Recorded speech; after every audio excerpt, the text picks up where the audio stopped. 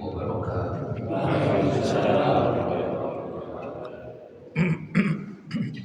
Alhamdulillahilladzi khalaqal mauta wal hayata liyabluwakum ayyukum ahsanu amala wa huwal azizul ghafur. Alhamdulillahilladzi bi ni'matil iman wal islam. Allahumma shalli wa sallim wa barik ala sayyidina Muhammadin wa ala alihi wa ashabihi ajma'in. Amma ba'd. Bapak-bapak, Ibu, sehat semua ya? Malam hari ini kita sungguh sangat berbahagia. Kembali Allah memberi kesempatan kepada kita di sisa usia kita ini untuk mengabdi, untuk bersama-sama rukuk dan sujud dengan saudara-saudara kita di rumah Allah yang insya Allah barokah ini.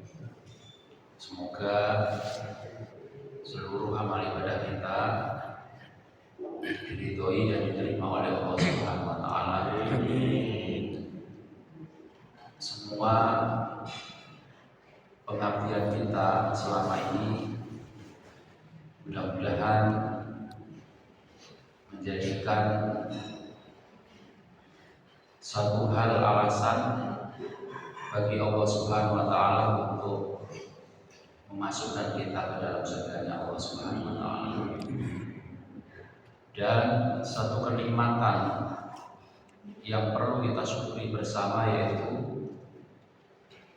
kita diberi kemampuan oleh Allah Subhanahu wa taala, diberi ilham oleh Allah Subhanahu wa taala untuk kita bisa mengingat Allah Subhanahu wa taala, untuk kita bisa senantiasa berdoa kepada Allah Subhanahu wa taala.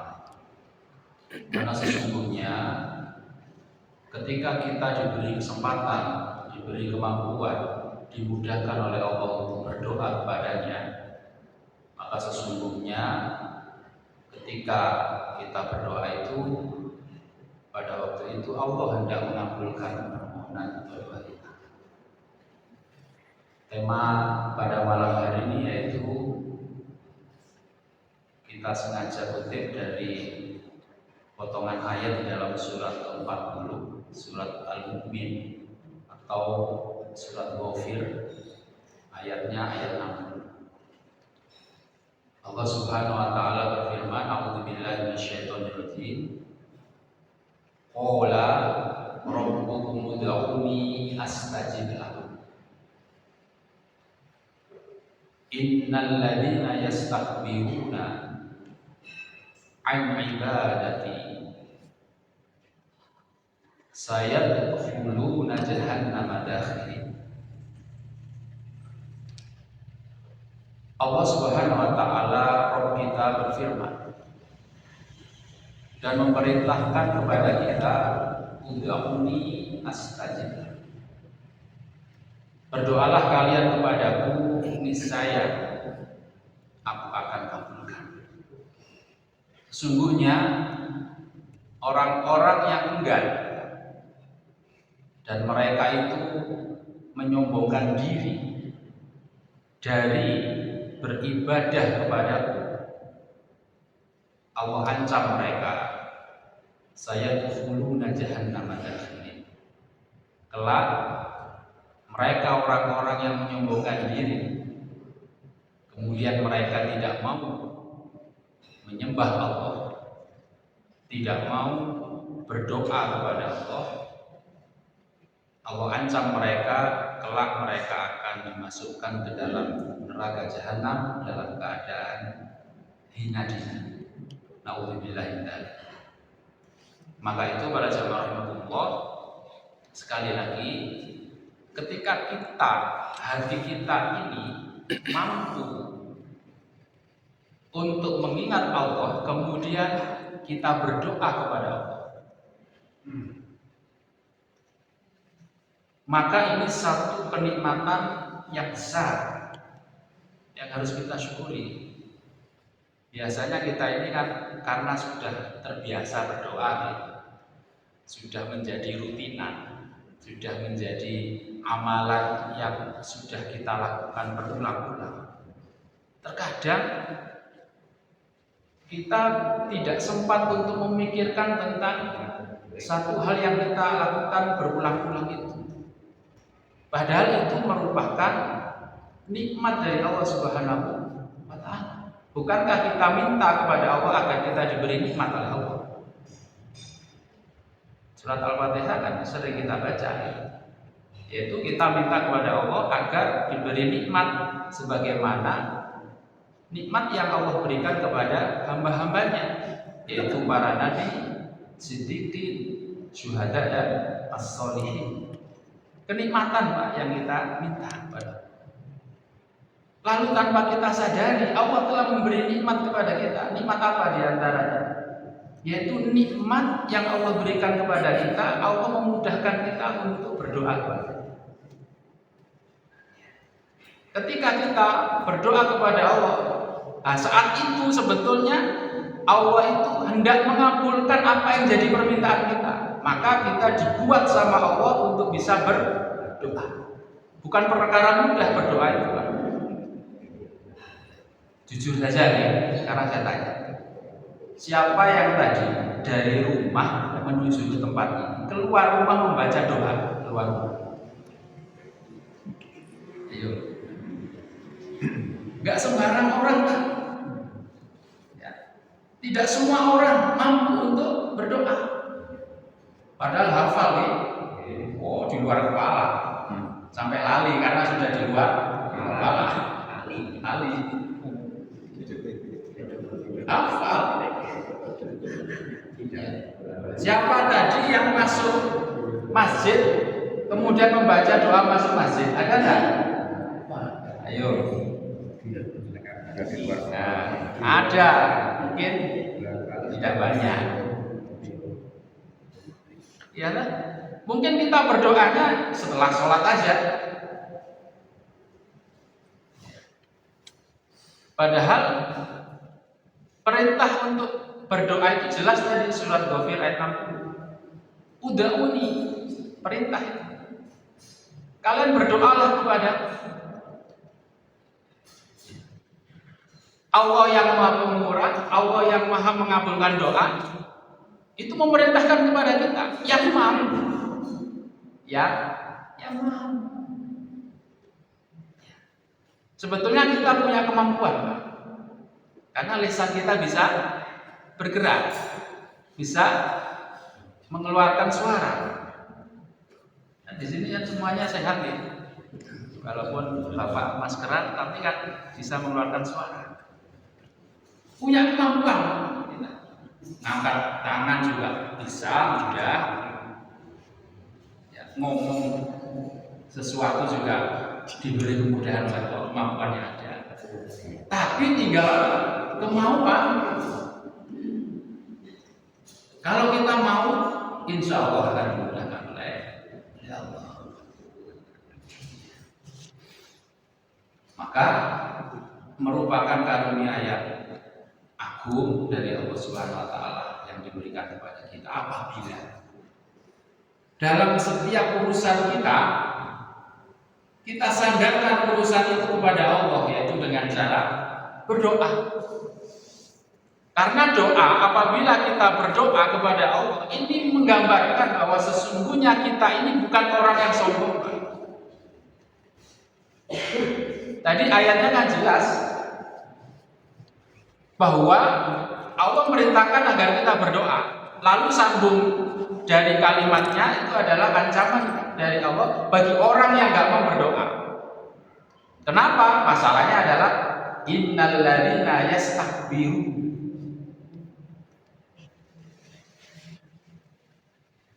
Sungguhnya orang-orang yang mereka itu menyombongkan diri.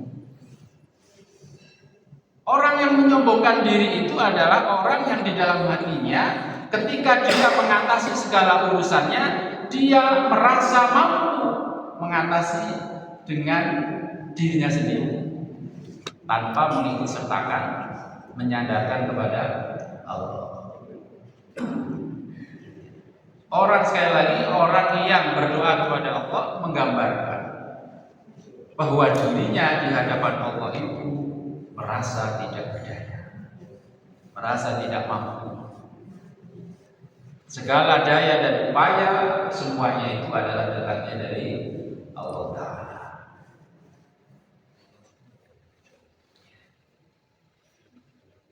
Para jamaah rahimahullah, di dalam sebuah hadis Rasulullah SAW pernah menyampaikan dalam sebuah hadis yang sahih dari Ibunda Aisyah radhiyallahu anha, beliau mengatakan bahwa Rasulullah SAW itu pernah bersabda, la yughni hadaru min qadar. Sikap waspada itu tidak mampu menolak takdir.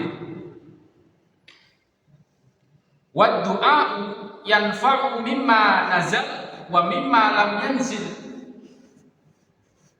Doa itu mampu memberikan manfaat kepada hal-hal yang telah terjadi dan yang belum terjadi. Wa innal bala la yanzilu fayalqahu du'a fayatalijani ila yaumil qiyamah. Pada saat musibah itu turun, doa itu segera menghadapinya. Keduanya saling bertarung hingga tiba hari kiamat. Jadi ketika kita berdoa kepada Allah Subhanahu wa taala, kita harus meyakini sebagaimana apa yang disampaikan oleh Kanjeng Nabi Muhammad SAW, bahwa sesungguhnya doa itu memberikan manfaat yang besar kepada kita.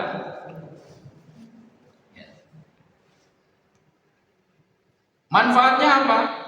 Manfaatnya terhadap hal-hal yang telah terjadi, telah lewat, dan yang belum terjadi. Ini sangat berpengaruh atas doa kita. Contoh sederhana aja, panjenengan bisa sukses, bisa jadi karena doanya orang tua kita juga.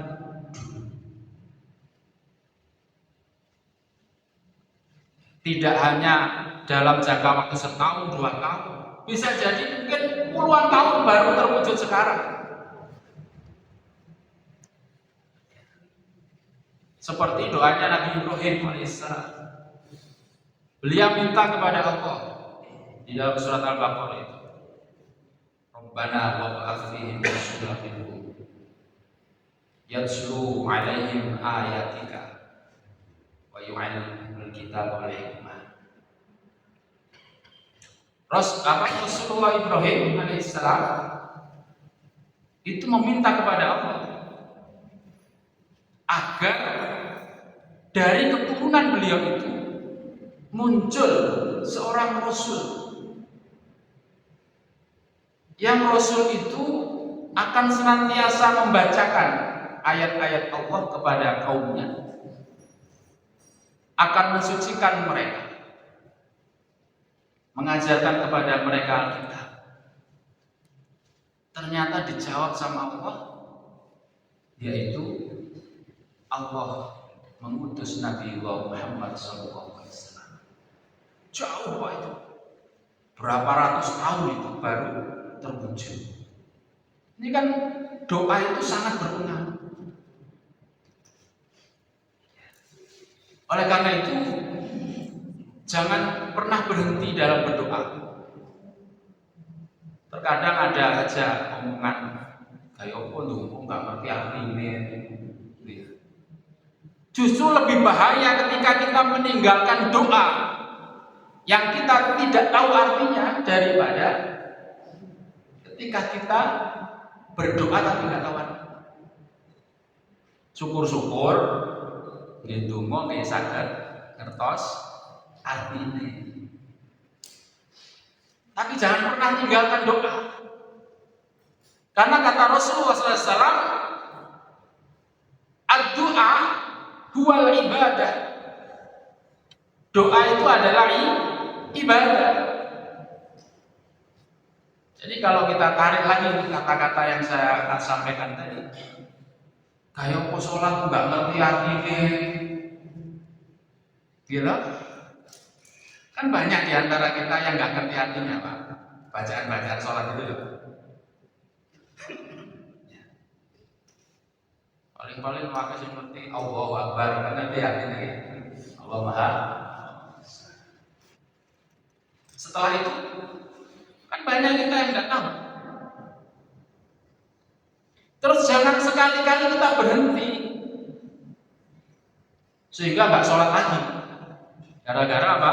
Gara-gara omongan susah wis lapo dongo lapo sholat nggak ngerti artinya. Justru itu resiko ya besarnya kesalahan yang nanti akan muncul ketika kita sama sekali tidak beribadah, sama sekali kita tidak berdoa kepada Allah. Itu sangat luar biasa besarnya. Sudah kita berdoa saja sambil terus memohon kepada Allah agar senantiasa dibimbing oleh Allah, ditambah pemahaman dan ilmu kita oleh Allah Subhanahu wa Ta'ala. Siapa tahu sebagaimana apa yang dikatakan oleh Rasulullah dalam sebuah riwayat, bahwa ketahuilah sesungguhnya di antara sisa-sisa usia kalian itu, kata Rasulullah, itu Allah menurunkan rahmatnya. Siapa tahu di antara hari-hari yang Allah berikan diturunkan rahmat itu, doa kalian pada waktu itu diijabah dan diberi rahmat oleh Allah Subhanahu wa Ta'ala. Kita nggak tahu, Pak, pada waktu momen apa doa kita diijabah sama Allah. Apakah ketika kita sedang berjalan atau sedang musafir, doa kita diijabah sama Allah? Kita nggak tahu. Karena bisa jadi doanya orang musafir itu makbul. Melakukan perjalanan. Kenapa? Orang melakukan perjalanan itu seringkali mereka itu disibukkan dengan berbagai macam urusan, sehingga banyak di antara kita yang sedang bepergian itu lupa berdoa. Kok orang tersebut walaupun susah, walaupun sulit, walaupun banyak urusan, tapi hatinya masih ingat kepada Allah, kemudian dia berdoa kepada Allah.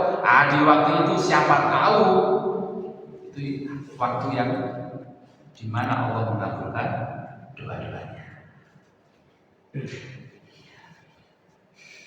Siapa tahu ketika kita sakit, Pak, disitulah hati kita benar-benar meminta, mengemis kepada Allah Subhanahu wa Ta'ala dengan kesungguhan hati, sehingga bisa jadi di waktu sakit itu kita berdoa, doa kita diijabah sama Allah Subhanahu wa Ta'ala. Maka sekali lagi kata Rasulullah, doa kita itu sangat bermanfaat kepada hal-hal yang telah terjadi dan yang belum terjadi. Kalau yang telah terjadi contohnya apa? Misalkan, contohnya kita terkena musibah. Kalau terkena musibah itu sesuatu yang sudah terjadi atau sesuatu yang belum terjadi? Kata-kata kena musibah sudah, ya? Iya. Doa ini sekali lagi harus kita yakini. Ini kata Rasulullah SAW, bahwa doa ini mampu memberikan manfaat kepada kita atas segala sesuatu yang telah terjadi dan yang belum terjadi. Karena di tangan Allah lah takdir itu, Pak. Ini masalahnya di situ. Di tangan Allah lah takdir segala sesuatu. Baik segala sesuatu yang telah terjadi dan yang terjadi maupun sesuatu yang akan terjadi. Jadi di awal saya sampaikan bahwa sikap waspada kita itu tidak mampu menolak takdir. Ternyata doa itu rahasianya diantaranya adalah bisa menjadikan, ya, kata-katanya adalah takdir kita itu akan dirubah oleh Allah Subhanahu wa Ta'ala. Tapi sayangnya kita akan diberitahu takdir kita begitu. Kita tahu bahwa itu takdir kita kalau itu sudah terjadi. Waduh, itu hilang. Berarti takdir kita memang uangnya harus hilang. Kematian dari saudara kita yang kita sayangi, misalkan atau orang tua kita atau siapa. Ya sudah, itu memang ketentuan Allah seperti itu. Nah, terus bagaimana peran doa ketika kita mendapatkan musibah? Sangat besar, kata seorang ulama yang bernama Ibnu Qayyim al-Jauziyah dalam kitabnya Ad-Da'wah Dawah. Beliau menyampaikan begini, ketika doa itu bersanding dengan musibah, ya sekali lagi, ketika doa itu bersanding dengan musibah, maka ada 3 kondisi. Wonten pinten? Wonten pinten? Kok kan jawabannya? Jadi supaya hidup ya, supaya hidup. Yang pertama, kata beliau, ketika doa itu lebih kuat daripada musibah, doa itu lebih kuat daripada musibah, maka dari itu doa itu akan mampu mencegah terjadinya musibah.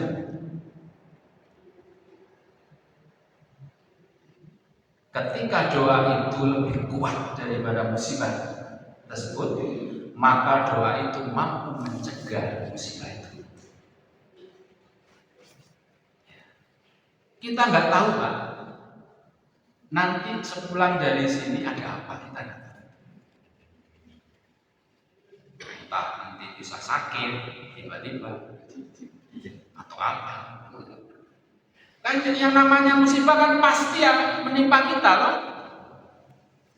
وَلَنَبْلُوَنَّكُمْ بِشَيْءٍ مِّنَ الْخَوْفِ وَالْجُوعِ وَنَقْصٍ مِّنَ الْأَمْوَالِ وَالْأَنفُسِ وَالثَّمَرَاتِ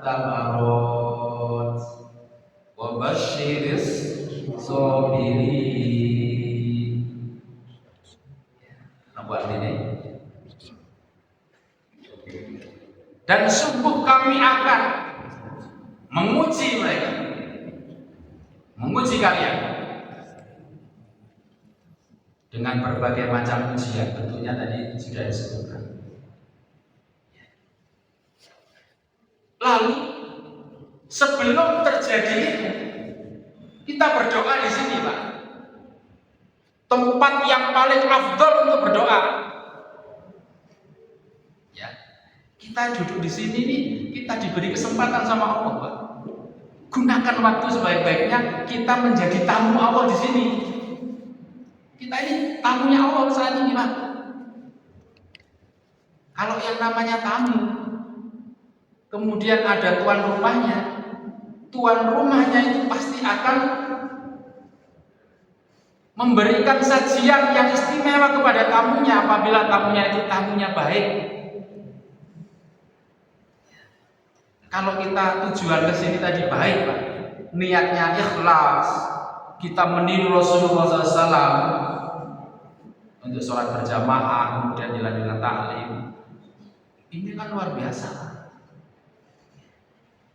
Saya yakin Allah akan menjamu kita saat ini. Kita akan diberikan hidangan yang lezat, melebihi hidangan-hidangan apapun yang terlezat di muka bumi.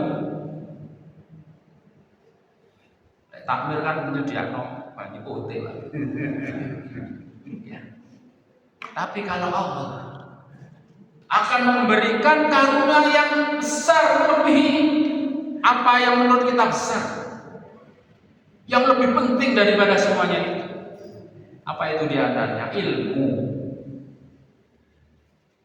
Dengan ilmu itu kita keluar dari rumah Allah ini akan menuntun kita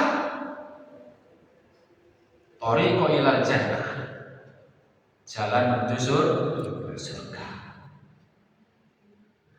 Jalan menuju surga. Jalan menuju surga itu Pak, kita akan dituntun. Kalau surganya kan belum ya, karena kita masih hidup. Dituntun oleh Allah menuju jalan pos-posnya menuju surga itu. Sebab-sebabnya kita nanti akan masuk surga itu akan ditunjukkan sama Allah, diletakkan kita di situ. Dengan ilmu.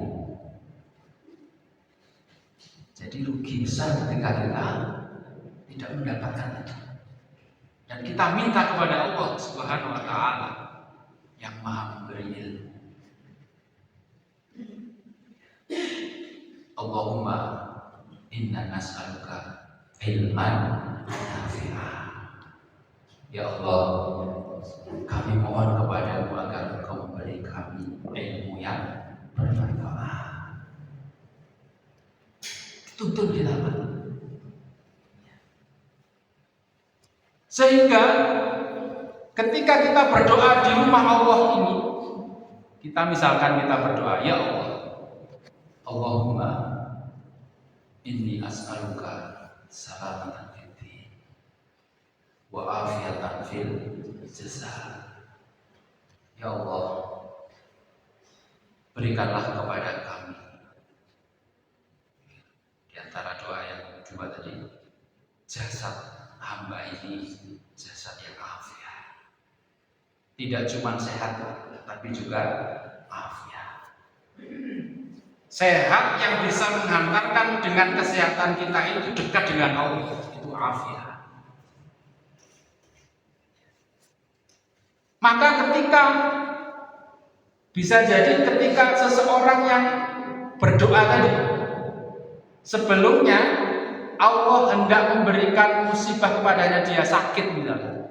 Lalu karena dia berdoa dan dia melakukan itu, dia berdoa kepada Allah, itu bagian dari takdir. Maka Allah menghapus atau menghilangkan takdir dia akan sakit.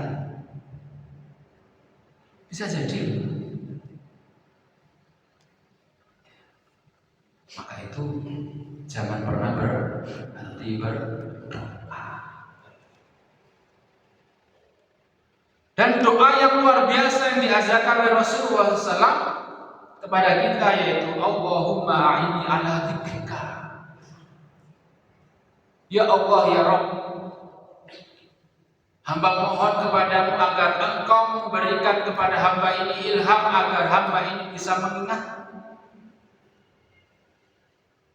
Di antara mengingat Allah dengan cara berdoa. Karena hamba tahu, hamba paham, tidak semua orang itu diberi oleh Allah Subhanahu wa taala ilham agar ingat Allah kemudian berdoa. Ada orang Pak diberi musibah boten eling ten Gusti Allah. Dikai loro bengok-bengok tok. Yang dipanggil anaknya, yang dipanggil istrinya, yang diharapkan adalah dokternya, melupakan Allah. Banyaklah yang keluar dari kata-katanya adalah selain Allah.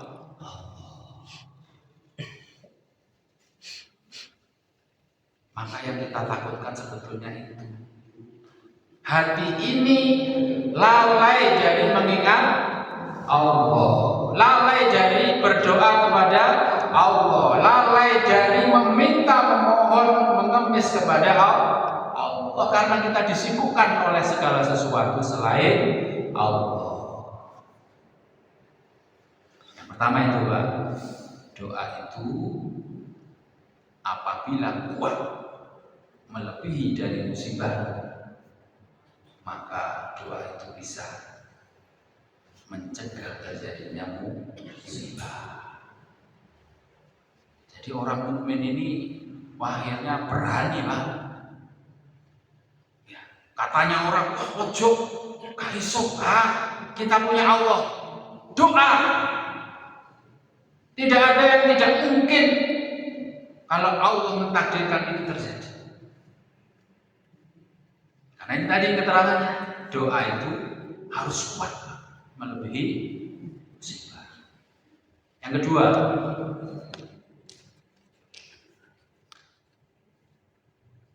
apabila doa itu lebih lemah daripada musibah, akibatnya ia terkalahkan sehingga musibah pun menimpa orang yang bersangkutan. Akan tetapi doa bisa meringankan musibah tersebut meski hanya sedikit. Kena musibah, kita berdoa, tapi doanya nggak kuat, Pak. Arang-arang, ya, nggak kuat. Masih ada manfaatnya. Manfaatnya apa? Mengurangi. Paling tidak kita telah dihibur oleh Allah Subhanahu wa Ta'ala. Dikurangi beban-beban yang ada di hati kita. Walaupun mungkin hanya sedikit. Yang ketiga, satu sama lain saling menyerang dan saling menghilangkan.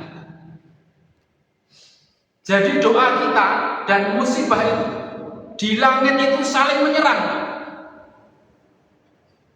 bisa jadi saling menghilangkan. Kan kita nggak tahu itu.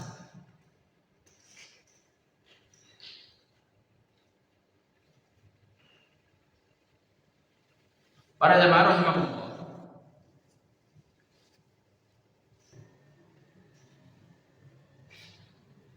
justru ketika seseorang itu tidak mau berdoa kepada Allah, padahal ilmu telah diberikan, ilmu telah sampai, disarankan, sampai saya kata dungo, yo po yo anak waduh kabar, salah sama dungo sing akeh, opo dungo harus besar. Ketika seseorang itu tidak mau berdoa kepada Allah, maka justru kalau ayatnya tadi jelas di surat Ghafir atau surat Al-Mu'min ayat 60, ya, itu Allah masukkan mereka karena kesombongan mereka, karena ada tutupan yang sangat dahsyat, yaitu kesombongan di dalam hatinya, ya, maka Allah akan menjadikan nanti dia masuk ke dalam neraka jahanam. Dan dalam kesempatan yang lain Rasulullah SAW menyatakan, menjelaskan bahwa malam yas'alillah yaghdab alaihi. Barang siapa yang tidak mau meminta kepada Allah, niscaya Allah akan murka kepadanya. Allah adalah zat yang apabila diminta berkali-kali, justru Allah sangat suka. Beda dengan kita. Kalau ada orang kepada kita itu sering minta-minta, Pak, kita jenengan jengkel atau tambah senang, Pak? Jengkel, senang. Bendino disalut duwe. Pas kasih duit kira-kira ya Pak, kira-kira kan gitu Pak, itu makhluk. Kalau Allah tidak, justru tambah senang, dan justru akan marah kepada orang yang tidak mau meminta kepadanya. Jangan terus kita berhenti, Pak, sekali lagi. Walaupun doa kita dalam bahasa Arab, misalkan kita ambil dari Al-Quran maupun Al-Hadis, misalkan kata-katanya pancet saya mulai biyen, Pak. Mbah sampai dongo, Mbah. Ya, ambek putune digagan dongo. Bae namun saged Robbana atina fid dunya hasanah wa fil akhirati hasanah wa qina adzabannar. Diulang malih, Pak. Robbana atina fid dunya hasanah wa fil akhirati hasanah wa qina adzabannar. Diulang malih, Robbana atina fid dunya hasanah wa fil akhirati hasanah wa qina adzabannar. Batine are kok pancet dengar. Tidak apa-apa, Pak, itu sunnah Rasul. Mengulang-ulang doa itu sunnah. Yang sering kita dengar kalau penceramah atau khotib itu kan yang diulang kan waqina adzabannar, waqina adzabannar, waqina adzabannar. Walaupun diulangi dari awal itu juga bagus. Nggih. Rasulullah itu mencontohkan mengulang-ulang doa. Misalkan ya doa pertama, kok nggak iso tersetenati? Siapa tahu doa berikutnya, pengulangan berikutnya, pengulangan berikutnya. Ya, gitu. Maka yang kedua, sekali lagi kita ingatkan untuk kita bersama, terus meneruslah kita berdoa kepada Allah. Jangan pernah berhenti. Karena sesungguhnya doa itu sangat bermanfaat untuk kita. Baik sesuatu yang telah terjadi dan telah kita alami, sesuatu yang bakalan terjadi, itu pasti akan bermanfaat untuk kita. Apalagi zaman sekarang ini, teknologi begitu luar biasa karunia. Walaupun kita itu kelihatannya di masjid, tapi untuk berdoa itu kita lebih asyik dengan teknologi itu. Kalah doa kita. Kalau dulu orang tua kita dulu itu doanya kuat. Karena memang andalan mereka itu adalah itu. Kalau sekarang kan andalannya HP. Maka di dalam sebuah hadis, yang hadis ini menurut para ulama hadis statusnya adalah dhaif. Tapi ini untuk fadhailul amal kita pelajari boleh. Yaitu Rasulullah pernah menyatakan begini, ad-du'a silahul mu'min. Doa itu adalah senjatanya orang beriman. Doa itu adalah senjatanya orang beriman. Wa imaduddin. Doa itu adalah tiangnya agama. Nurus samawati wal ardh. Doa itu adalah cahaya langit dan bumi.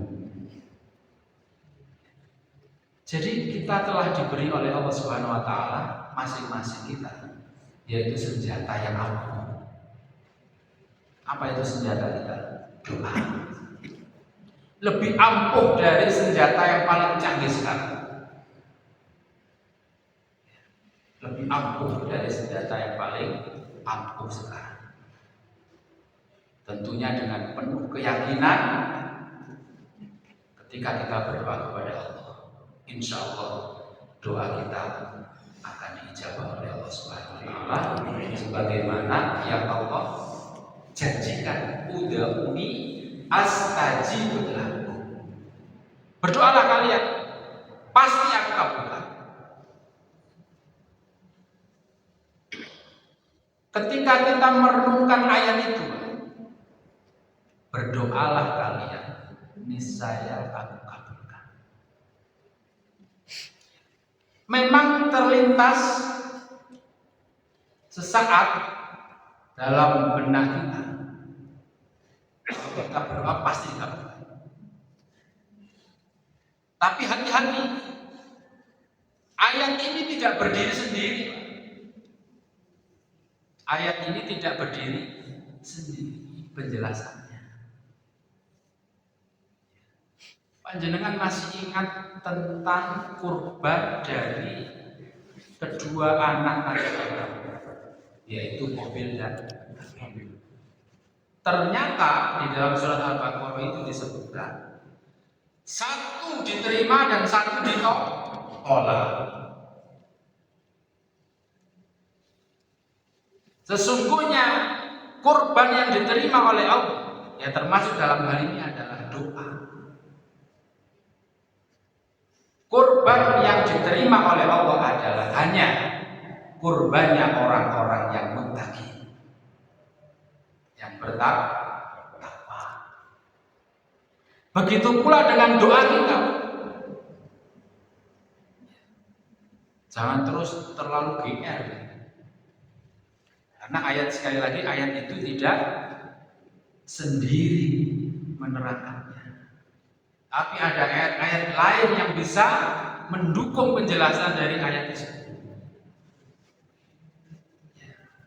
Oke lah bagi orang-orang yang masih hafal, belum mau ke masjid, sholat di arang-arang, masih barusan masuk Islam, kita berikan keterangan. Doa itu pasti dikabulkan, gitu loh. Tapi setelah itu meningkat kita, ilmu kita harus meningkat, tidak terus kelas TK, harus terus naik ke atas. Muncul perasaan hati-hati, Pak. Siapa tahu doa kita tidak dikabulkan sama Allah gara-gara apa? Gara-gara ada hijabnya. Orang bertakwa itu senantiasa apa? Yang pertama, jalankan, taati perintah-perintah Allah, apapun itu bentuknya. Semampu kita, Pak. Jangan semau kita. Semampu kita. Nah, kita enggak semau kita. Lek gelem budal, lek gak yo, gak gelem gak budal. Semampu kita, Pak. Bisa dengan berdiri, alhamdulillah, nggak bisa dengan duduk, berbaring, dan sebagainya. Yang kedua, orang bertakwa yaitu meninggalkan hal-hal yang dilarang sama Allah Subhanahu wa Ta'ala. Karena sesungguhnya segala hal yang dilarang oleh Allah itu diantara penyebab terhalangnya, terhijabnya suara kita di hadapan Allah Subhanahu wa Ta'ala. Sehingga nggak nyampe karena kita melanggar. Saya kira itu yang bisa saya sampaikan, sedikit hal dan penyampaian yang sederhana ini mudah-mudahan bisa bermanfaat untuk kita bersama dalam kita mengisi sisa-sisa umur kita hidup di dunia ini. Senantiasa kita isi diantaranya dengan banyak berdoa kepada Allah Subhanahu wa Ta'ala. Ibadah yang disukai oleh Allah diantaranya adalah berdoa. Kalau Umar bin Khattab itu beliau lebih memikirkan beliau diberi kesempatan untuk bisa berdoa kepada Allah daripada pengabulannya, Pak. Itu kalau Umar bin Khattab. Kenapa alasannya? Iya, karena kalau pengabulan itu sudah janji Allah yang pasti, Pak. Tapi kalau kemampuan untuk mengingat Allah lalu mengangkat tangan kemudian berdoa kepada Allah, tidak semuanya diberi oleh Allah Subhanahu wa Ta'ala, tidak pasti, Pak.